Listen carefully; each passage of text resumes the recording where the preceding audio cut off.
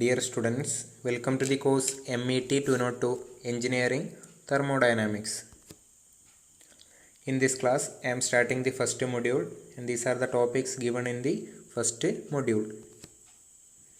Here we will discuss the topics Introduction to Thermodynamics, Application Areas of Thermodynamics, Thermodynamic System, Classification of Thermodynamic System, Control Volume, Macroscopic and Microscopic Viewpoint, then Concept of Continuum.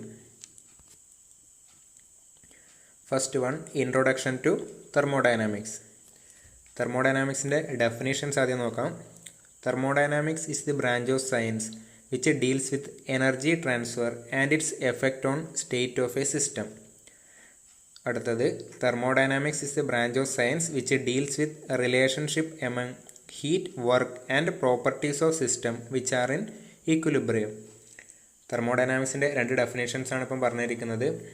തെർമോഡൈനാമിക്സിൽ മെയിനായിട്ട് എനർജീനെ പറ്റിയിട്ടാണ് പഠിക്കുന്നത്. Energy and energy interaction with the system.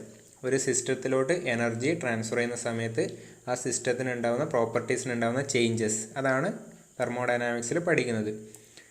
എന്താണ് thermodynamic system എന്നൊക്കെ ഉള്ളത് higher secondary ലെവലിൽ already പഠിച്ചിട്ടുണ്ടാവും. അതേപോലെ ഇവിടെ detail ആയിട്ട് എക്സ്പ്ലെയിൻ ചെയ്യുകയും ചെയ്യും.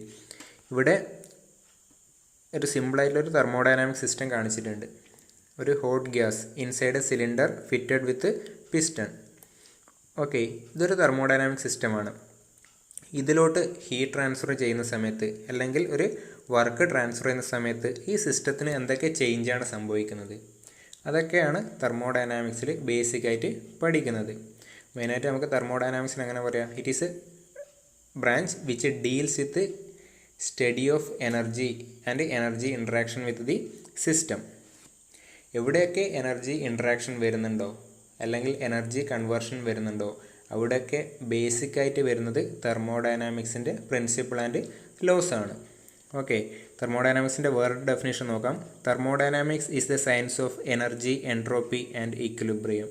Since we have not yet define these terms, we can define thermodynamics as a science that deals with heat and work. Okay, തെർമോഡൈനാമിക്സിൻ്റെ വേറൊരു ഡെഫിനേഷൻ എന്ന് പറയുന്നത് it is a science of energy, entropy and equilibrium. Energy എന്താണെന്ന് നിങ്ങൾക്ക് എല്ലാവർക്കും അറിയാം. It is a capacity to do work അല്ലെങ്കിൽ ability to cause change, അതാണ് എനർജി എന്ന് പറയുന്നത്. എൻട്രോപ്പി, ഈക്വിലിബ്രിയം ഈ ടേംസ് അറിയുന്നുണ്ടാവില്ല. അതുകൊണ്ട് തന്നെ നമുക്ക് ജസ്റ്റ് തെർമോഡൈനാമിക്സിനൊപ്പം തൽക്കാലം അങ്ങനെ പറയാം. It is a science that deals with heat and work അല്ലെങ്കിൽ science that deals with energy and energy interaction. Okay, ഇതാണ് ബേസിക് ഡെഫിനേഷൻസ് എന്ന് പറയുന്നത്. അടുത്തത്, application areas of thermodynamics.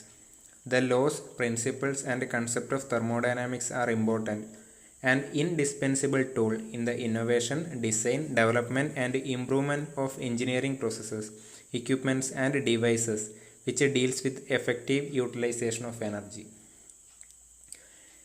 Areas of applications of thermodynamics എന്ന് പറഞ്ഞാൽ ഒരുപാടുണ്ട്, വാസ്റ്റാണ്. എവിടെയൊക്കെയാണോ എനർജി ഇൻട്രാക്ഷൻ അല്ലെങ്കിൽ energy conversion വരുന്നത് അവിടെയൊക്കെ ബേസിക്കായിട്ട് വരുന്നത് തെർമോഡൈനാമിക് ലോസ് ആണ്. ഓക്കെ, ഈ ഒരു സബ്ജക്റ്റിൻ്റെ ഇമ്പോർട്ടൻസ് എന്ന് വെച്ചാൽ ഇപ്പോൾ നമ്മളെ മെയിൻ സോഴ്സ് ഓഫ് എനർജി എന്ന് പറയുന്നത് ഫോസിൽ ഫ്യൂവൽസ് ആണ്. ഓക്കെ, ഫോസിൽ ഫ്യൂവൽസിൻ്റെ റിസർവ് എന്ന് പറയുന്നത് ലിമിറ്റഡ് ആണ്. മീൻസ് അത് യൂസ് ചെയ്യുന്ന സമയത്ത് മാക്സിമം എഫിഷ്യൻസിയിൽ ഇത് യൂസ് ചെയ്യണം. ഓക്കെ, അതേപോലെ non conventional energy sources, wind, solar, അതുപോലെ നോൺ കൺവെൻഷണൽ സോഴ്സസ്, അതിൻ്റെയൊക്കെ പ്രശ്നം എന്ന് വെച്ചാൽ അതിൻ്റെ കൺവേർഷൻ എഫിഷ്യൻസി നമ്മളെ യൂസ്ഫുൾ ഫോമിലോട്ട് കൺവേർട്ട് ചെയ്തെടുക്കുന്നതിലെ എക്യുപ്മെൻറ്റ്സിൻ്റെ എഫിഷ്യൻസി എന്ന് പറയുന്നത് ലോ ആണ്. അതെന്ത് ചെയ്യണം, ഇമ്പ്രൂവ് ചെയ്യണം. ഓക്കെ, ഈ ഒരു situation efficient utilisation of energy ആയാലും ഇംപ്രൂവ്ഡ് സിസ്റ്റം ഡിസൈൻ ആയാലും അവിടെയൊക്കെ ബേസിക്കായിട്ട് വരുന്നത് എന്താണ്, തെർമോഡൈനാമിക് ലോസ് ആൻഡ് പ്രിൻസിപ്പിളാണ്. അതുകൊണ്ട് ഇതിൻ്റെ അപ്ലിക്കേഷൻ ഏരിയ എന്ന് പറഞ്ഞാൽ വളരെ വാസ്റ്റാണ്.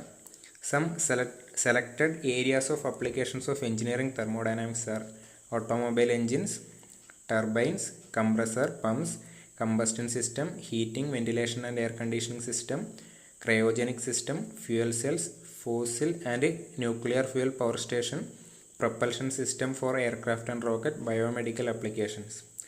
നിങ്ങൾക്ക് ഏരിയാസ് ഓഫ് ആപ്ലിക്കേഷൻ ചോദിച്ചാൽ എനർജി ഇൻട്രാക്ഷൻ നടക്കുന്ന ഏത് ഏരിയ വേണമെങ്കിലും നമുക്ക് തെർമോഡൈനാമിക്സിൻ്റെ അപ്ലിക്കേഷൻ വരുന്ന ഏരിയ ആയിട്ട് എഴുതാൻ വേണ്ടി പറ്റും. അടുത്തത് തെർമോഡൈനാമിക് സിസ്റ്റം. ആദ്യം തെർമോഡൈനാമിക് സിസ്റ്റത്തിൻ്റെ ഡെഫിനേഷൻ നോക്കാം. A thermodynamic system is defined as the quantity of matter or region in space chosen four study. നമ്മൾ എന്താണോ അനലൈസ് ചെയ്യാൻ വേണ്ടി സെലക്ട് ചെയ്യുന്നത് അതിനെയാണ് തെർമോഡൈനാമിക് സിസ്റ്റം എന്ന് പറയുന്നത്. A thermodynamic system comprises A device or combination of devices containing A quantity of matter that is being studied. ഇപ്പം ഞാനിവിടെ തെർമോഡൈനാമിക് സിസ്റ്റം കാണിച്ചിട്ടുണ്ട്. ഇത്രപ്പര റീജിയനാണ് അല്ലെങ്കിൽ ക്വാണ്ടിറ്റി ഓഫ് മാറ്ററാണ് ഞാൻ അനലൈസ് ചെയ്യാൻ വേണ്ടി എടുക്കുന്നത്. അതിനെയാണ് തെർമോഡൈനാമിക് സിസ്റ്റം എന്ന് പറയുന്നത്.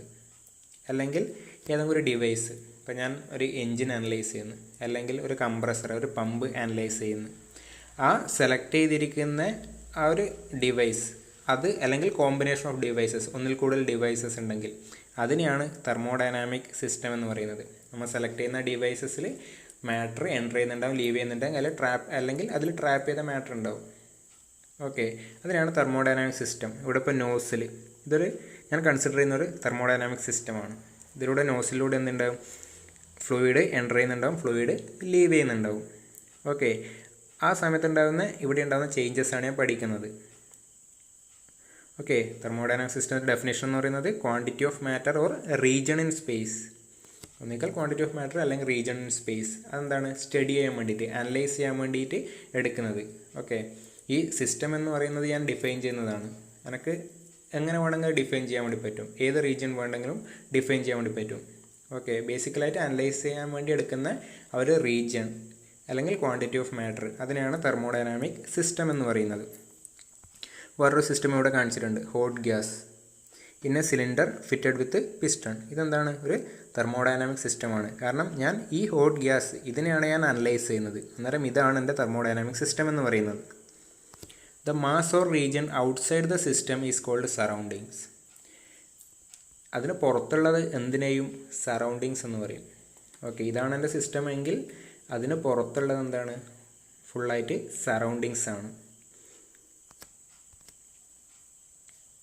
ഇനി ഈ സിസ്റ്റത്തിനെയും സറൗണ്ടിങ്ങിനെയും തമ്മിൽ സെപ്പറേറ്റ് ചെയ്യുന്ന എന്താണ്, അതിനാണ് ബൗണ്ടറി എന്ന് പറയുന്നത്.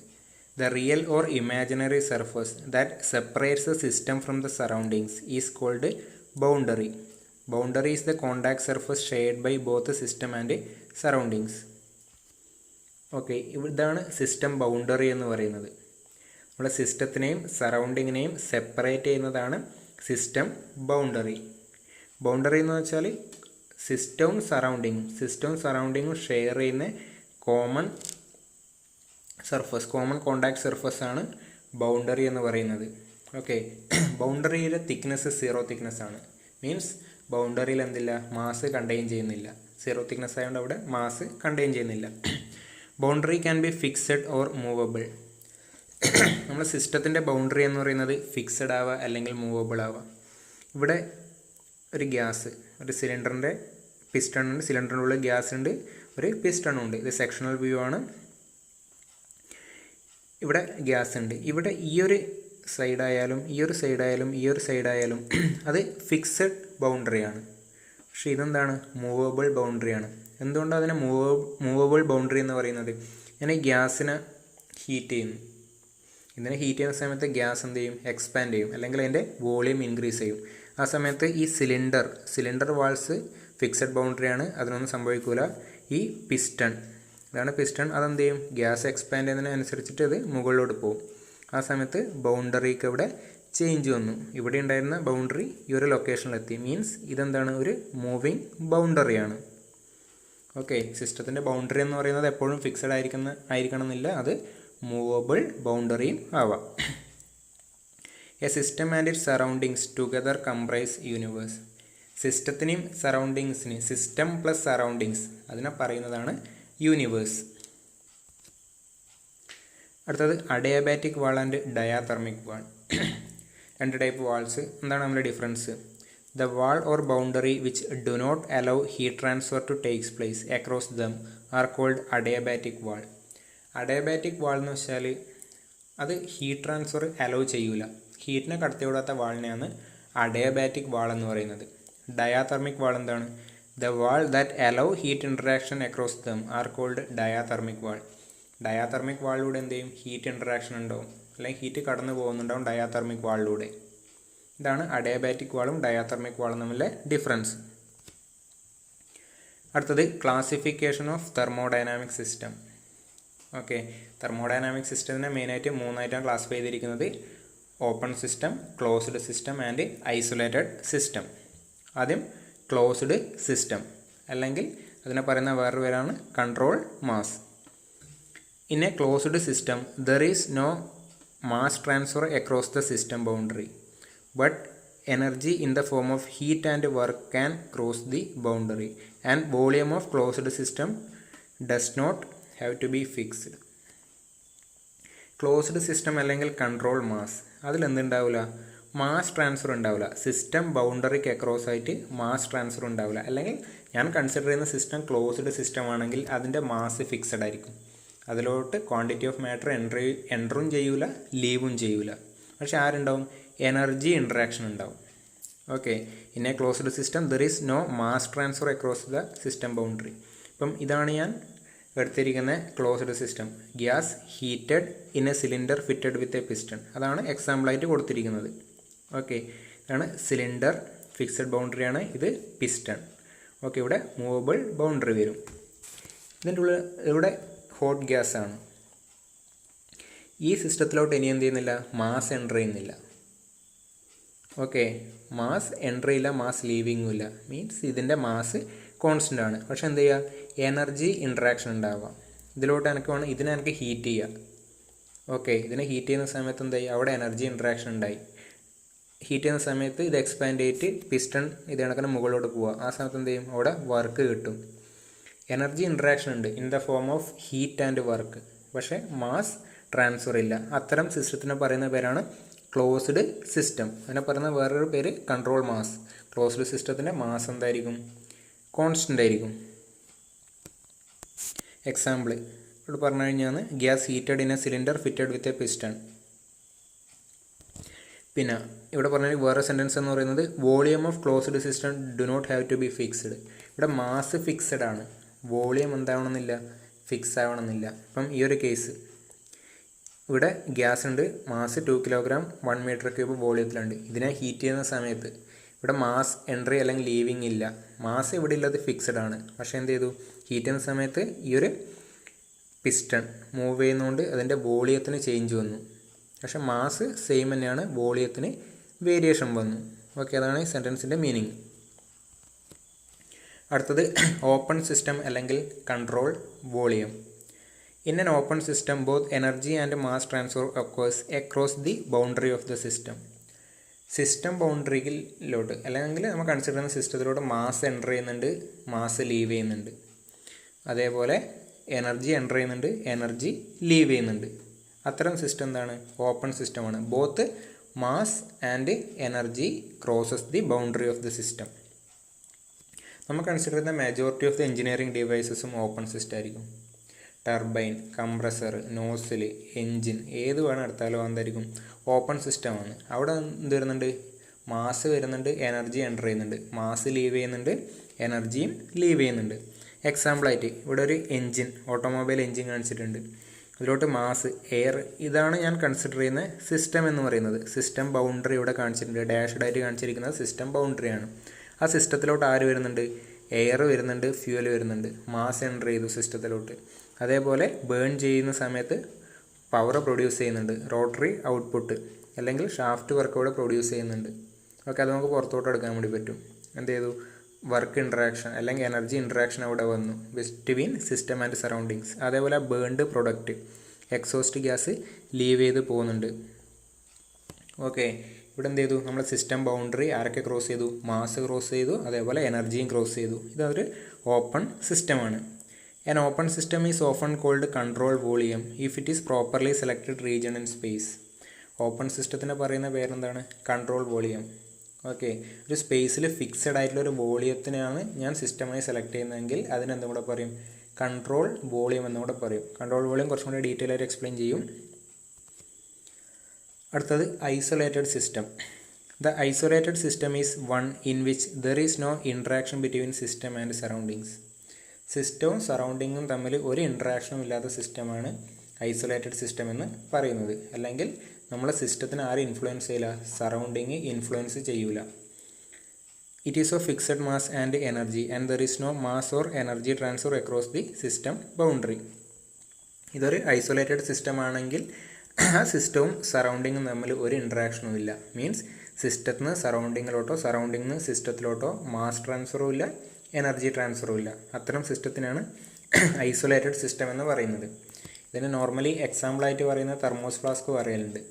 പക്ഷേ അതൊരു ഐസൊലേറ്റഡ് സിസ്റ്റമായിട്ട് കൺസിഡർ ചെയ്യാൻ വേണ്ടി പറ്റില്ല. കാരണം അതിൽ നമ്മൾ എടുത്തിരിക്കുന്ന ലിക്വിഡിൻ്റെ ടെമ്പറേച്ചർ ഇൻഫിനിറ്റ് കാലത്തോളമൊന്നും നിൽക്കുന്നില്ല. എന്ത് ചെയ്യുന്നുണ്ട്? തെർമോ ഫ്ലാസ്കിൽ എടുത്തിരിക്കുന്ന ലിക്വിഡിൻ്റെ ടെമ്പറേച്ചർ കുറയുന്നുണ്ട്. ഓക്കെ, നോർമലി അത് ഒരു എക്സാമ്പിളായിട്ട് പറയലുണ്ട്. പക്ഷേ ഒരു നല്ല എക്സാമ്പിൾ ഒന്നുമല്ല. നമുക്കൊരു ഐസൊലേറ്റഡ് സിസ്റ്റത്തിന് എക്സാമ്പിളായിട്ട് പറയാൻ വേണ്ടി പറ്റുന്നത് യൂണിവേഴ്സാണ്. If universe itself is taken a system then it will be an isolated system. Universe, entire universe അത് കൺസിഡർ ചെയ്യുന്ന സമയത്ത് പിന്നെന്താണ്, പുറത്തോട്ടൊരു ഇൻട്രാക്ഷൻ അവിടെ വരുന്നില്ല. നമുക്ക് അതിനൊരു ഐസൊലേറ്റഡ് സിസ്റ്റമായിട്ട് വേണമെങ്കിൽ എക്സാമ്പിളായിട്ട് പറയാം. അടുത്തത് കൺട്രോൾ വോളിയം. ഓപ്പൺ സിസ്റ്റത്തിന് തന്നെയാണ് കൺട്രോൾ വോളിയം എന്ന് പറയുന്നത്. കുറച്ചും കൂടി ഡീറ്റെയിൽ ആയിട്ട് നോക്കാം. For thermodynamic analysis of open system such as an air compressor, attention is focused on certain volume in space surrounding the compressor known as control volume. Control volume എന്ന് വെച്ചാൽ സ്പേസിൽ ഞാൻ സെലക്ട് ചെയ്യുന്ന ഒരു വോളിയം. ആ volume ആരെ enclose ചെയ്യുന്നുണ്ടാവും? നമ്മൾ കൺസിഡർ ചെയ്യുന്ന ഡിവൈസ്, ചിലപ്പോൾ കംപ്രസർ ആയിരിക്കും, പമ്പായിരിക്കും, എന്തെങ്കിലും ആയിക്കോട്ടെ, അതിനെ എൻക്ലോസ് ചെയ്യുന്ന ഒരു സ്പേസിലുള്ള വോളിയത്തിനെയാണ് കൺട്രോൾ വോളിയം എന്ന് പറയുന്നത്. അതായത് ഒരു എയർ കംപ്രസറാണ് അനലൈസ് ചെയ്യുന്നതെങ്കിൽ ഞാൻ എന്ത് ചെയ്യും? എൻ്റെ അറ്റൻഷൻ, ഇപ്പം ഇതാണ് എയർ കംപ്രസർ എങ്കിൽ അതിനെ സറൗണ്ട് ചെയ്യുന്ന ഒരു വോളിയത്തിൽ, 3 ഡയമെൻഷനായിട്ട് എന്തിക്കണം, ഒരു വോളിയത്തിൽ എൻ്റെ അറ്റൻഷൻ ഞാൻ ഫോക്കസ് ചെയ്യും. ആ കൺസിഡർ ചെയ്യുന്ന ആ 3D വോളിയത്തിനെയാണ് എന്ത് പറയുന്നത്? കൺട്രോൾ വോളിയം എന്ന് പറയുന്നത്. ഇത് നോക്കിയാൽ കുറച്ചും കൂടെ ബെറ്റർ ഐഡിയ കിട്ടും. ഇതൊരു എഞ്ചിനാണ്. ഇപ്പോൾ ഡെഫിനേഷൻ പറഞ്ഞിരിക്കുന്നത് ഈ കംപ്രസറിൻ്റെ ബേസിലാണ്. ഇവിടെ ഒരു എഞ്ചിൻ 3D ആയിട്ട് തന്നെ കാണിച്ചിരിക്കുന്നുണ്ട്. ഞാൻ ഇവിടെ എൻ്റെ അറ്റൻഷൻ എന്ന് പറയുന്നത് ഒരു 3D സ്പേസിലാണ്. ആ കൺസിഡർ ചെയ്യുന്ന ഡിവൈസിനെ സറൗണ്ട് ചെയ്യുന്ന ഒരു 3D വോളിയം, അതിനാണ് കൺട്രോൾ വോളിയം എന്ന് പറയുന്നത്. ഓക്കെ, ആ കൺട്രോൾ വോളിയത്തിൻ്റെ അകത്തോട്ട് എന്ത് ചെയ്യുന്നുണ്ട്? മാസ് എൻ്റർ ചെയ്യുന്നുണ്ട്, എയർ എൻ്റർ ചെയ്യുന്നുണ്ട്, എയർ ലീവ് ചെയ്യുന്നുണ്ട്. അതേപോലെ എയർ കംപ്രസർ ആയതുകൊണ്ട് ഇൻപുട്ട് വേണം, മോട്ടറിൽ നിന്ന് റോട്ടറി ഇൻപുട്ട് കൊടുക്കുന്നുണ്ട്. വർക്ക് ഇൻട്രാക്ഷൻ അല്ലെങ്കിൽ എനർജി ഇൻട്രാക്ഷൻ ഇവിടെ വന്നിട്ടുണ്ട്, വർക്ക് ഇൻപുട്ട് ഉണ്ട്. അതേപോലെ കംപ്രസർ റൺ ചെയ്യുന്ന സമയത്ത് ഹീറ്റ് പ്രൊഡ്യൂസ് ചെയ്യും, ആ ഹീറ്റ് പുറത്തോട്ട് പോകുന്നുണ്ട്. ഓക്കെ, എനർജി അതേപോലെ മാസും എന്ത് ചെയ്യുന്നുണ്ട്?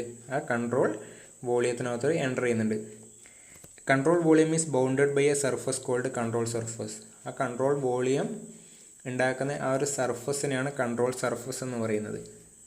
ഓക്കെ, ഈ ഡാഷ്ഡായിട്ട് കാണിച്ചിരിക്കുന്നത് ഈ ഒരു സർഫസ്, 3D ആയിട്ട് നോക്കുന്ന സമയത്ത് ആ ഒരു സർഫസ്, കൺട്രോൾ വോളിയത്തിനെ ബൗണ്ട് ചെയ്യുന്ന സർഫസിനെയാണ് കൺട്രോൾ സർഫസ് എന്ന് പറയുന്നത്. Matter as well as energy crosses the control surface. Control വോളിയത്തിലോട്ട് കൺട്രോൾ സർഫസ് ക്രോസ് ചെയ്തിട്ട് മാസും എനർജിയും എൻ്റർ ചെയ്യുന്നുണ്ട്.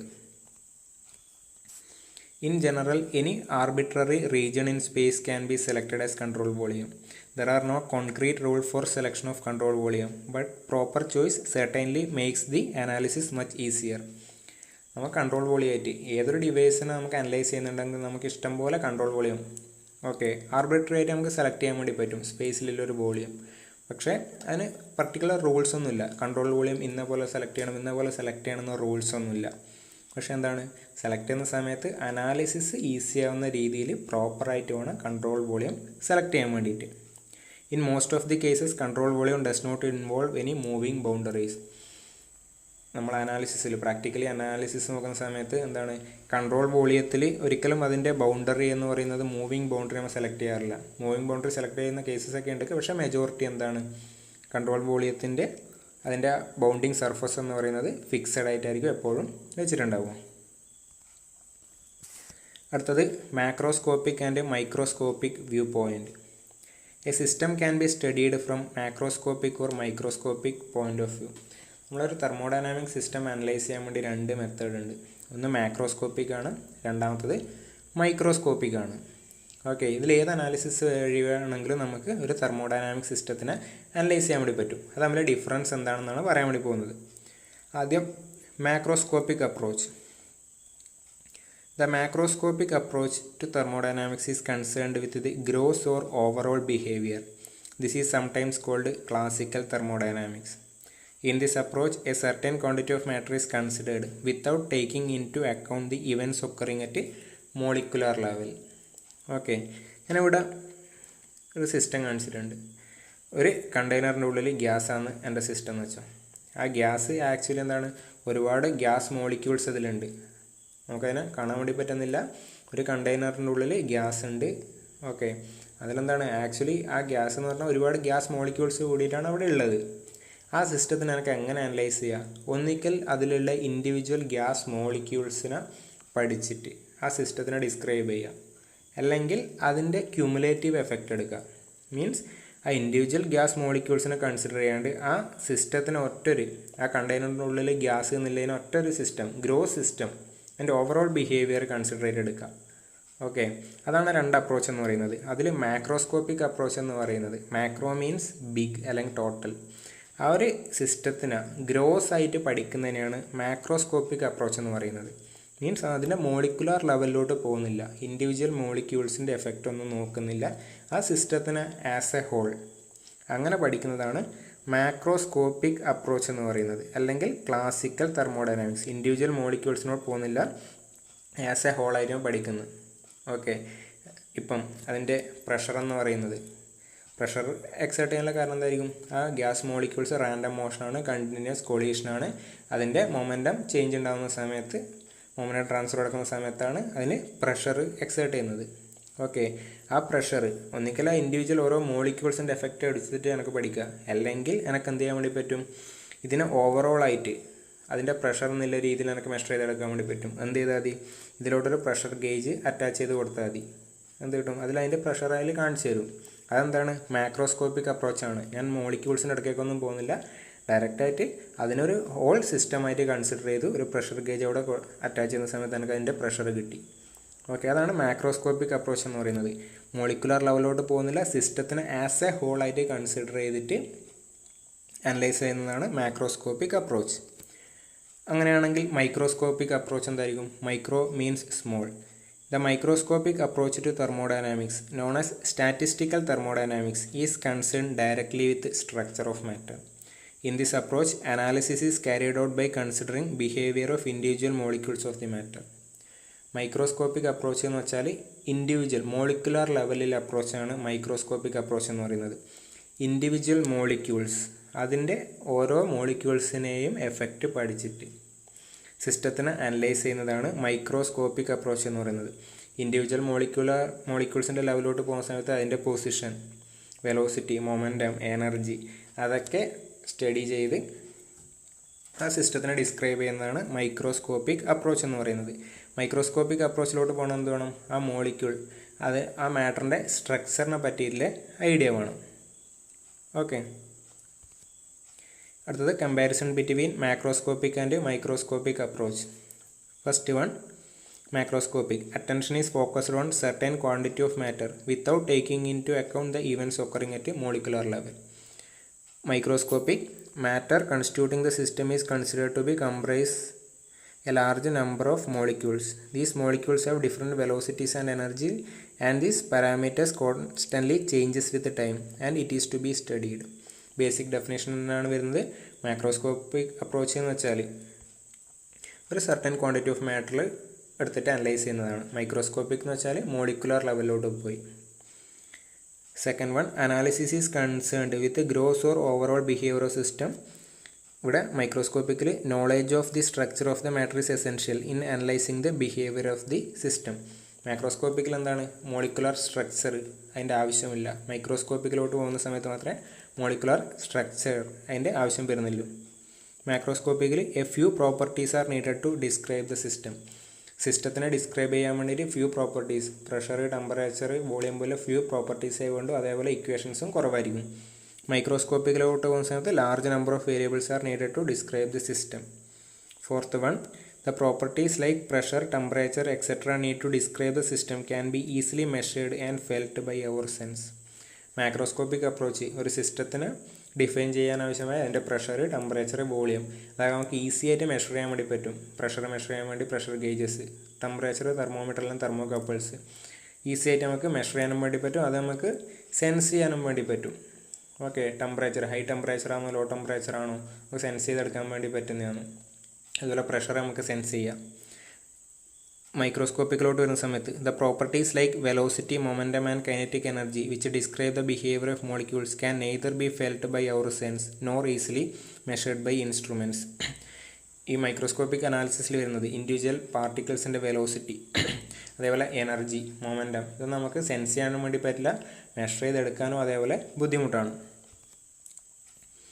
അടുത്തത് the properties of the system are their average values. മൈക്രോസ്കോപ്പിക്കിൽ properties are defined for each molecules individually. അതായത് മൈക്രോസ്കോപ്പിക്കിൽ പ്രോപ്പർട്ടി എന്ന് പറഞ്ഞാൽ as a system as a ഹോളാണ് എടുക്കുന്നത്. മീൻസ് അതെന്തായിരിക്കും average of the individual molecules ആയിരിക്കും. ഇൻഡിവിജ്വൽ മോളിക്യൂൾസ് നമ്മൾ പക്ഷേ ഡിഫൈൻ ചെയ്യുന്നില്ല മാക്രോസ്കോപ്പിക്കിൽ. Last one, the macroscopic approach requires simple mathematical formula for analysing the system. Macroscopic എന്ന് വെച്ചാൽ അനാലിസിസ് സിമ്പിളാണ്, സിമ്പിൾ മാത്തമാറ്റിക്കൽ ഫോർമുലാസ് മതി, ഇക്വേഷൻസ് കുറവാണ്. മൈക്രോസ്കോപ്പിക്കിലോട്ട് വരുന്ന സമയത്തോ since the number of molecules is very large the microscopic approach requires advanced statistical and mathematical methods to explain any change in the system. ഇവിടെ ചെറിയൊരു കണ്ടെയ്നർ എടുത്താൽ തന്നെ അവിടെ ഒരുപാട് മോളിക്യൂൾസ് അതിൽ വരും. അത്രയും മോളിക്യൂൾസിനെ ഡിഫൈൻ ചെയ്യണമെങ്കിൽ അത്രയും ഇക്വേഷൻസ് വേണം. അതേപോലെ ലാർജ് കപ്പാസിറ്റി കമ്പ്യൂട്ടേഴ്സ് ഇതൊക്കെ അനലൈസ് ചെയ്യാൻ വേണ്ടി ആവശ്യമാണ്. ഇനി മാക്രോസ്കോപ്പിക് ആണോ മൈക്രോസ്കോപ്പിക് ആണോ കറക്റ്റ് റിസൾട്ട്, ഏതാണ് കറക്റ്റ് റിസൾട്ട് തരുക, ഏതാണ് നല്ലത്?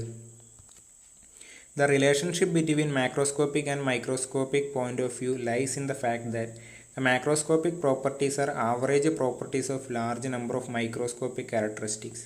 When both the methods are applied to a practical system they gives the same result. ഒരു പ്രാക്ടിക്കൽ സിസ്റ്റം എടുത്തിട്ട് മാക്രോസ്കോപ്പിക്കോ മൈക്രോസ്കോപ്പിക്കോ അപ്ലൈ ചെയ്താലും സെയിം റിസൾട്ടാണ് കിട്ടുക. കാരണം മാക്രോസ്കോപ്പിക് എന്ന് പറയുന്നത് എന്താണ്, ആവറേജ് ഓഫ് മൈക്രോസ്കോപ്പിക് ആണ്. ഒരു സിസ്റ്റം ഒരു കണ്ടെയ്നറിനുള്ള ഗ്യാസ് എടുക്കുന്നു, അതിൻ്റെ പ്രഷർ എന്ന് വെച്ചാൽ ആക്ച്വലി എന്ത് തന്നെയാണ്, അതിലുള്ള ഇൻഡിവിജ്വൽ മോളിക്യൂൾസിൻ്റെ എഫക്റ്റ് തന്നെയാണ് അവിടെ വരുന്നത്. ഞാൻ മെഷർ ചെയ്ത് മാക്രോസ്കോപ്പിക്കിൽ മെഷർ ചെയ്തെടുക്കുന്ന വെച്ചാൽ മൈക്രോസ്കോപ്പിക് ഇൻഡിവിജ്വൽ പാർട്ടിക്കിൾസിൻ്റെ എഫക്റ്റ് തന്നെയാണ് അവിടെ വരുന്നത്. ഓക്കെ, മീൻസ് ഒരു സിറ്റുവേഷനിൽ മാക്രോ ആയാലും മൈക്രോ ആയാലും അപ്ലൈ ചെയ്താൽ സെയിം റിസൾട്ടാണ് കിട്ടുക.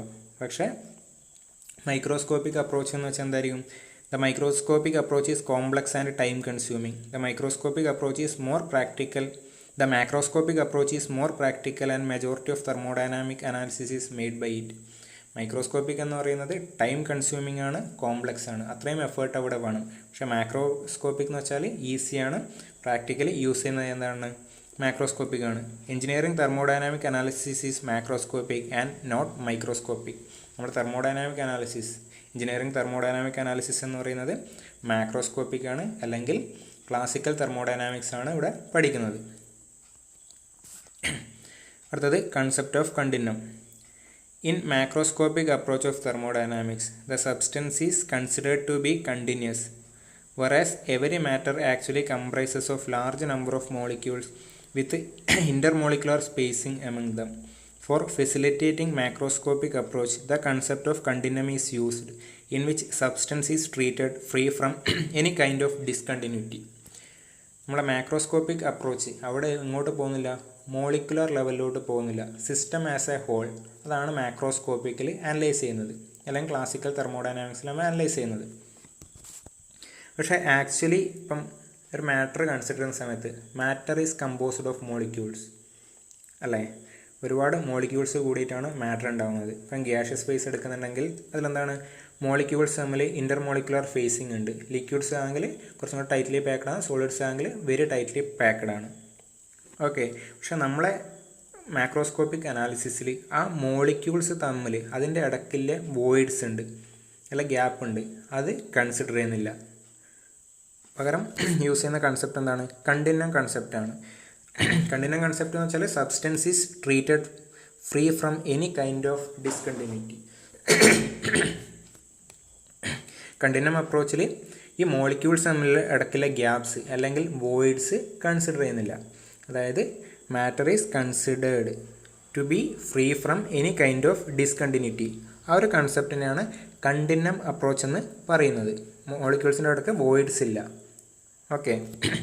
The continuum idealization allow us to treat properties as point functions and to assume the properties vary continually in space with no gem discontinuity. ഈ ഒരു കണ്ടിന്യം അപ്രോച്ച് പ്രകാരം എന്താണ്, ഈ ഒരു കണ്ടിന്യം എന്നുള്ള കൺസെപ്റ്റ് പ്രകാരം നമ്മൾ പ്രോപ്പർട്ടീസ് നമുക്ക് പോയിൻ്റ് ഫംഗ്ഷനായിട്ട് കൺസിഡർ ചെയ്യാൻ വേണ്ടി പറ്റും. പ്രോപ്പർട്ടീസ് എന്താണ്, സ്മൂത്ത് വേരിയേഷനാണ്. ഒരു ലൊക്കേഷൻ നിന്ന് അടുത്ത ലൊക്കേഷനിലോട്ട് പോകുന്ന സമയത്ത് പ്രോപ്പർട്ടി വേരിയേഷൻ എന്ന് പറയുന്നത് കണ്ടിന്യൂസ് ആണ്. അതേപോലെ ഡിസ്കണ്ടിന്യൂറ്റി ഇല്ല, ത്രൂ ഔട്ടായിട്ട് മാറ്റർ ഉണ്ട്. ഓക്കെ, അത് കണ്ടിന്യൂം ഐഡിയലൈസേഷൻ നമുക്ക് അപ്ലൈ ചെയ്യാൻ പറ്റുന്ന കൺസെപ്റ്റാണ്.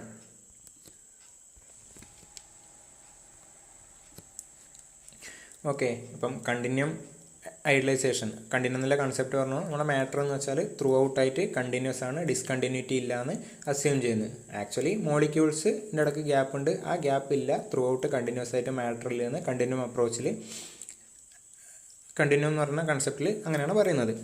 This idealization is valid as long as the size of the system we deal with is large relative to space between molecules. ഇപ്പം അങ്ങനെ ഒരു കൺസെപ്റ്റ്, കണ്ടിന്യൂം എന്ന് പറഞ്ഞ കൺസെപ്റ്റ് ഉണ്ടെങ്കിൽ അതിൻ്റെ വാലിഡിറ്റി എത്രത്തോളമാണ് അതാണ് ഇവിടെ പറയാൻ വേണ്ടി പോകുന്നത്. ഏതൊക്കെ കേസിലാണ് നമുക്ക് ആ കണ്ടിന്യൂം എന്നുള്ള കൺസെപ്റ്റ് നമുക്ക് യൂസ് ചെയ്യാൻ വേണ്ടി പറ്റുക. ഇതെപ്പോഴാണ് വാലിഡ് ആവുന്നത്? As long as the system we deal with is large relative to spacing between molecules. നമ്മൾ കൺസിഡർ ചെയ്യുന്ന സിസ്റ്റം എന്ന് പറയുന്നത് മോളിക്യൂൾസ് തമ്മിലുള്ള സ്പേസ് അതിനെ കമ്പയർ ചെയ്യുന്ന സമയത്ത് വളരെ ഹൈ ആണെങ്കിൽ നമുക്ക് എന്ത് ചെയ്യാം, കണ്ടിന്യൂം എന്നുള്ള കൺസെപ്റ്റ് നമുക്ക് യൂസ് ചെയ്യാൻ വേണ്ടി പറ്റും. ഇതൊരു സംവാട്ട് റഫായിട്ട് പറയുന്നൊരു സ്റ്റേറ്റ്മെൻ്റ് ആണ്. കുറച്ചും കൂടെ ക്ലിയർ ആയിട്ട് പറയുന്നതാണെങ്കിൽ എപ്പോഴാണ് നമുക്ക് കണ്ടിന്യൂം യൂസ് ചെയ്യാൻ വേണ്ടി പറ്റുക? The concept of continuum losses validity when mean free path of the molecule approaches the order of magnitude of the dimension of vessel. നമ്മളെ ഈ കണ്ടിന്യൂം എന്ന് പറഞ്ഞ കൺസെപ്റ്റ് നമുക്ക് യൂസ് ചെയ്യാൻ വേണ്ടി പറ്റൂല എപ്പോഴും mean free path of the molecule approaches order of magnitude of dimension of vessel. Mean free path എന്ന് വെച്ചാൽ average distance travelled by a molecule between successive collision. ഞാനിവിടെ ഒരു കണ്ടെയ്നറിൽ ഓക്സിജൻ എടുത്തിട്ടുണ്ട്. കൺസിഡർ ചെയ്യുന്ന വോളിയം എന്ന് വെച്ചാൽ 1 mm³ ആണ്. ഓക്സിജൻ മോളിക്യൂൾസ് ആണ് ഇത്. ഇതിൻ്റെ മീൻ ഫ്രീ പാത്ത് എന്ന് വെച്ചാൽ ആവറേജ് ഡിസ്റ്റൻസ്, ഈ മോളിക്യൂൾസ് ട്രാവൽ ചെയ്യുന്ന ആവറേജ് ഡിസ്റ്റൻസ് എപ്പോഴും between successive collision, in between collision ആ മോളിക്യൂൾസ് ട്രാവൽ ചെയ്യുന്ന ആവറേജ് ഡിസ്റ്റൻസ് ആണ് മീൻ ഫ്രീ പാത്ത് എന്ന് പറയുന്നത്. ഇപ്പം ഓക്സിജൻ്റെ mean free path at 1 atm and 20 degree centigrade എന്ന് പറയുന്നത് 6.3 × 10⁻⁻8 മീറ്റർ ആണ്. ഓക്കെ, ഞാനിവിടെ കണ്ടെയ്ൻ ചെയ്യുന്ന വെസലിൻ്റെ എന്ന് വെച്ചാൽ 1 mm³, സൈഡ് 1 mm വരുന്ന ഒരു കണ്ടെയ്നറാണ്. Total volume 1 mm³.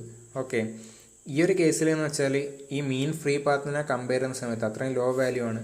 കണ്ടെയ്നറിൻ്റെ സൈസ് എന്ന് വെച്ചാൽ വളരെ ഹൈ ആണ്. ആ കേസിൽ നമുക്ക് എന്ത് യൂസ് ചെയ്യാം, കണ്ടിന്യൂം കൺസെപ്റ്റ് യൂസ് ചെയ്യുക. പക്ഷെ അതെപ്പോഴാണ് വാലിഡിറ്റി ലോസ് ചെയ്യുക? ഇതിൻ്റെ മീൻ ഫ്രീ പാത്ത് എന്ന് പറയുന്നത് ഇതിൻ്റെ ഡയമെൻഷനുമായിട്ട് കമ്പയർ ചെയ്യാൻ പറ്റുന്ന വാല്യൂ. ഇപ്പം ഹൈ വാക്യൂം വളരെ ലോ പ്രഷറിലാണെങ്കിൽ ഈ മീൻ ഫ്രീ പാത്ത് എന്ന് പറഞ്ഞാൽ ഹൈ വാല്യൂ ആയിരിക്കും. ആ സമയത്ത് എന്താണ്, ഇതിൻ്റെ മീൻ ഫ്രീ പാത്ത് എന്ന് പറയുന്നത് ആ വെസലിൻ്റെ ഡയമെൻഷനുമായിട്ട് കമ്പയർ ചെയ്യാൻ പറ്റുന്ന ലെവലിലെത്തും. ആ കേസിൽ നമുക്ക് കണ്ടിന്യൂം അപ്രോച്ച് യൂസ് ചെയ്യാൻ വേണ്ടി പറ്റൂല. അവിടെ റെയറിഫൈഡ് ഗ്യാസ് തിയറി എന്ന് പറഞ്ഞാൽ വേറൊരു റീജിയനാണ് അപ്ലൈ ചെയ്യുക. അടുത്തത് definition of density based on concept of continuum. ഈ കണ്ടിന്യൂം എന്ന് പറഞ്ഞ കൺസെപ്റ്റ് വെച്ചിട്ട് ഡെൻസിറ്റീനെ ഡിഫൈൻ ചെയ്യാൻ വേണ്ടി പോകുന്നതാണ്. ഇവിടെ ഞാനൊരു സിസ്റ്റം കൺസിഡർ ചെയ്തിട്ടുണ്ട്. ഓക്കെ, ആ സിസ്റ്റത്തിൽ ഒരു ΔV എന്ന് പറയുന്ന ഒരു സ്മോൾ വോളിയം കൺസിഡർ ചെയ്യുന്നത്. ΔV എന്ന് പറഞ്ഞാൽ സ്മോൾ വോളിയം കൺസിഡർ ചെയ്യുമ്പം അതിലെന്തുണ്ട്, അതിൽ പിന്നെ അക്കോമഡേറ്റ് ചെയ്യുന്ന മാസാണ് ΔM. അതിൻ്റെ ആവറേജ് ഡെൻസിറ്റി നമുക്ക് അങ്ങനെ പറയാം. Density is equal to ΔM divide by ΔV, mass by volume. Okay, അതിനൊരു വാല്യൂ കിട്ടും. ഓക്കെ, ആ ഒരു ΔV എന്ന് പറഞ്ഞാൽ ഒരു സഫീഷ്യൻ്റായിട്ട് ലാർജ് വോളിയം ആണെങ്കിൽ അവിടെ ΔVൻ്റെ വാല്യൂ കൂടുന്നതിനനുസരിച്ചിട്ട് അതിൻ്റെ അക്കോമഡേറ്റ് ചെയ്യുന്ന മാസിൻ്റെ എമൗണ്ടും കൂടും. മീൻസ് ΔM/ΔV എന്താണ്, ഒരു ഫിക്സഡ് വാല്യൂ നമുക്ക് കിട്ടും. ഇവിടെ ഞാൻ എടുത്തിരിക്കുന്ന കോർഡിനേറ്റ് എന്ന് വെച്ചാൽ y കോർഡിനേറ്റ് ΔM/ΔV അല്ല ഡെൻസിറ്റി, ആ റേഷ്യോ ആണ്. x coordinate ΔV volume. ആ വോളിയം ഞാൻ ഇൻക്രീസ് ചെയ്ത ഒരു പർട്ടിക്കുലർ വാല്യൂവിനെക്കാട്ടിയും കൂടുന്ന സമയത്ത്, ഗ്രാഫ് നോക്കിയാൽ നിങ്ങൾക്ക് മനസ്സിലാവും, ΔV ആ വോളിയം ഒരു പർട്ടിക്കുലർ ലെവലിനെക്കാട്ടിയും കൂടുന്ന സമയത്ത് പിന്നെന്താ, ഈ ΔM/ΔV എന്ന് പറഞ്ഞാൽ ഒരു ഫിക്സഡ് ആണ്. എന്നിട്ട് ഫിക്സഡ് ഡെൻസിറ്റി, ഇപ്പം ഈ ഒരു ഡെൽറ്റ വിക്ക് കറസ്പോണ്ടിങ് ആയിട്ടുള്ള റേഷ്യോ ഇത്, അടുത്ത ഡെൽറ്റ വി കറസ്പോണ്ടിങ് ആയിട്ടുള്ള റേഷ്യോ ഇത്. ഓക്കെ, ആ ഡെൽറ്റ വിൻ്റെ വാല്യൂ ഒരു പർട്ടിക്കുലർ വോളിയത്തിനെക്കാട്ടിയും കുറയുന്ന സമയത്ത്, ഫോർ എക്സാമ്പിൾ ഇവിടെ ഞാൻ കൺസിഡർ ചെയ്യുന്ന വോളിയം എന്ന് പറഞ്ഞാൽ വളരെ സ്മോൾ വോളിയം, അത്രക്കും ചെറിയ സ്മോൾ വോളിയം കൺസിഡർ ചെയ്യുന്ന സമയത്ത് അന്നേരം എന്തായി, അതിലുള്ള മോളിക്യൂൾസ് വളരെ വളരെ ചെറിയ വോളിയമാണ് ഞാൻ കൺസിഡർ ചെയ്യുന്നതെങ്കിൽ അവിടെ മോളിക്കുലാർ എഫക്റ്റ് അവിടെ ഡോമിനേറ്റ് ചെയ്യാൻ വേണ്ടി തുടങ്ങും. ഇപ്പം ഗ്യാസിൻ്റെ കേസാണെങ്കിൽ ഞാൻ കൺസിഡർ ചെയ്യുന്ന ആ വളരെ ചെറിയ ആ ഒരു വോളിയത്തിൽ മോളിക്യൂൾസ്, ചില സമയത്ത് മോളിക്യൂൾസ് ഉണ്ടാവും, മോളിക്യൂൾസ് റാൻഡം മോഷനിലാണ്, ചില സമയത്ത് അവിടെ മോളിക്യൂൾസ് ഉണ്ടാവും, കുറച്ച് കഴിയുമ്പോൾ അവിടെ മോളിക്യൂൾ ഉണ്ടാവില്ല. മീൻസ് അവിടെ എന്ത് വന്നു, മോളിക്കുലർ എഫക്റ്റ് അവിടെ വന്നു. ആ സമയത്ത് ഡെൻസിറ്റിയുടെ വേരിയേഷൻ നമുക്ക് പ്രെഡിക്റ്റ് ചെയ്യാൻ വേണ്ടി പറ്റില്ല. മീൻസ് ഇതിനൊരു ഡെഫിനറ്റ് ആയിട്ടൊരു റേഷ്യോ ഉണ്ട്. നമ്മൾ കൺസിഡർ ചെയ്യുന്ന വോളിയം വളരെ ചെറുതാണെങ്കിൽ, ഒരു പർട്ടിക്കുലർ വോളിയത്തിനെക്കാട്ടിയും ചെറുതാണെങ്കിൽ പിന്നെ എന്താണ്, അവിടെ മോളിക്കുലർ എഫക്റ്റ് ആയിരിക്കും ഡോമിനേറ്റ് ചെയ്യുക. പിന്നെ നമുക്ക് കണ്ടിന്യൂം കൺസെപ്റ്റ് അവിടെ യൂസ് ചെയ്യാൻ വേണ്ടി പറ്റില്ല. ഓക്കെ, അതുകൊണ്ടാണ് ഒരു ഗ്രാഫിന് ഇങ്ങനെ ഒരു വേരിയേഷൻ, ഒരു ഡെൽറ്റ വി ഡാഷ് എന്നൊരു വോളിയത്തിൽ എത്തുന്നത് വരെ ഇങ്ങനെ ഒരു വേരിയേഷൻ ഇവിടെ കാണിക്കുന്നത്. അങ്ങനെയാണെങ്കിൽ നമുക്ക് ഡെൻസിറ്റീനെ അങ്ങനെ ഡിഫൈൻ ചെയ്യാൻ വേണ്ടി പറ്റും.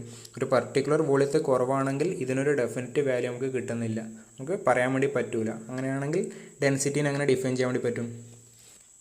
When the substance can be treated as continuous ആണെങ്കിൽ മോളിക്കുലർ എഫക്റ്റ് ഡോമിനേറ്റ് ചെയ്യുന്നില്ല, കണ്ടിന്യൂ എന്ന് പറഞ്ഞ കൺസെപ്റ്റ് നമുക്ക് യൂസ് ചെയ്യാൻ വേണ്ടി പറ്റും. It is possible to speak of their intensive thermodynamic property at a point. Continuum എന്ന് പറഞ്ഞ കൺസെപ്റ്റ് യൂസ് ചെയ്യുന്നുണ്ടെങ്കിൽ നമുക്ക് എന്ത് പറയാൻ വേണ്ടി പറ്റും, ഇൻറ്റൻസീവ് തെർമോഡൈനാമിക് പ്രോപ്പർട്ടി ഒരു പോയിന്റിൽ നമുക്ക് ഡിഫൈൻ ചെയ്യാൻ വേണ്ടി പറ്റും. Thus at any instant density at a point is defined as rho is equal to limit delta V tends to delta V dash delta M by delta V.